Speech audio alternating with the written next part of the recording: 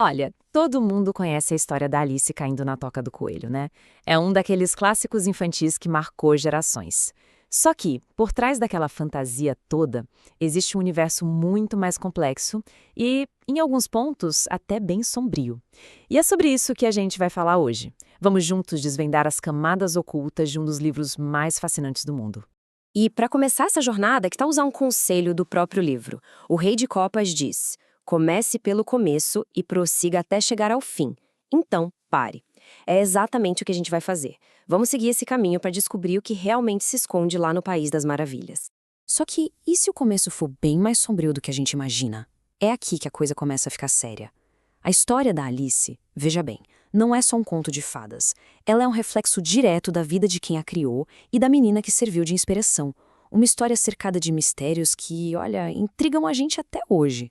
Então, para a gente entender o livro, a gente precisa primeiro conhecer a musa. A personagem Alice não foi uma invenção tirada do nada, sabe? Ela foi inspirada numa menina de verdade, uma menina chamada Alice Liddell. Pois é, tudo começou numa tarde de sol. Aquela que ficou conhecida como Golden Afternoon, a Tarde Dourada. Foi durante um passeio de barco lá em Oxford, no dia 4 de julho de 1862. Nesse barco estava Charles Dodgson, um professor de matemática contando uma história fantástica para entreter três menininhas, as filhas de um amigo dele, as irmãs Liddell. E foi assim, quase que sem querer, que nasceu um dos maiores clássicos da literatura. Foi a pequena Alice, de 10 anos, que ficou tão encantada com a história que implorou para o Dodgson colocar tudo no papel. Ele atendeu o pedido e, ao publicar, adotou o pseudônimo que o deixaria famoso para sempre, Lewis Carroll. Parece uma origem simples, né? Mas é a origem de uma obra que se tornou imortal. Ok, a história do livro é essa. Mas a história do autor? Bom, aí o buraco é mais embaixo. Agora a gente vai entrar no lado mais controverso, mais debatido da vida de Charles Dodgson.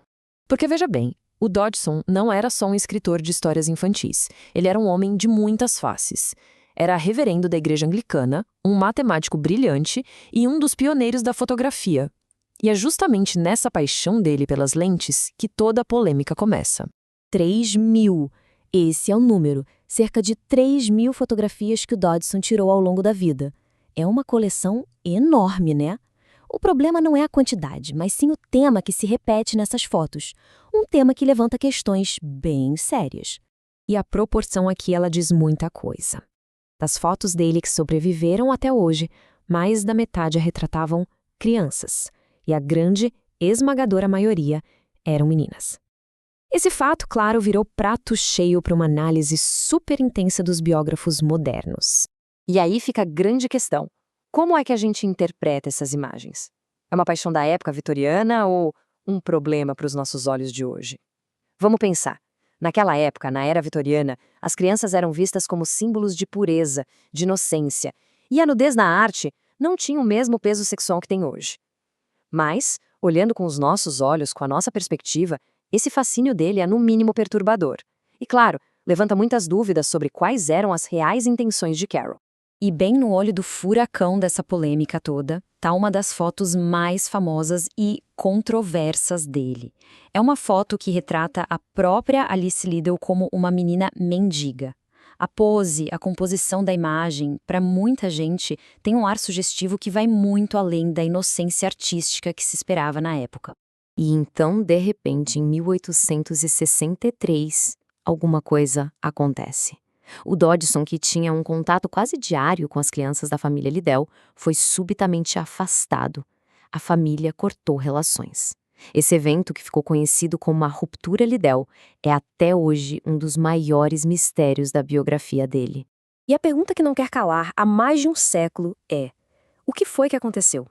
Para deixar tudo ainda mais misterioso, algumas páginas dos diários do próprio Dodgson, justamente as páginas que cobrem esse período, foram arrancadas. Sumiram. A teoria mais forte, que é defendida por biógrafos importantes como o Morton Cohen, sugere algo realmente chocante. A suspeita é que o Dodgson, que na época tinha 31 anos, teria se interessado em se casar com a Alice Liddell, que tinha apenas 11 anos de idade. Dá para imaginar o horror da família, né? E isso teria causado o rompimento imediato. Bom, é muita polêmica, eu sei. Mas vamos deixar a biografia do autor de lado por um instante e olhar para a obra em si, porque o livro oferece uma profundidade filosófica incrível.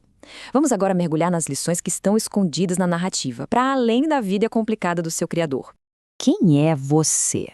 Essa pergunta, feita pela lagarta, é talvez a pergunta mais importante do livro inteiro. Ela resume o tema central da jornada da Alice, a busca pela identidade, a constante redefinição de quem se é no mundo que não faz o menor sentido. E o livro está cheio de lições que falam muito mais com adultos do que com crianças, na verdade. Ensina, por exemplo, que o tempo é relativo, que é importante ter um rumo, saber para onde se quer ir, lembra da conversa com o gato de Cheshire? E, principalmente, ensina que a gente precisa questionar nossa própria realidade e sair da zona de conforto para poder crescer de verdade. Então, a gente fica com essa questão, né?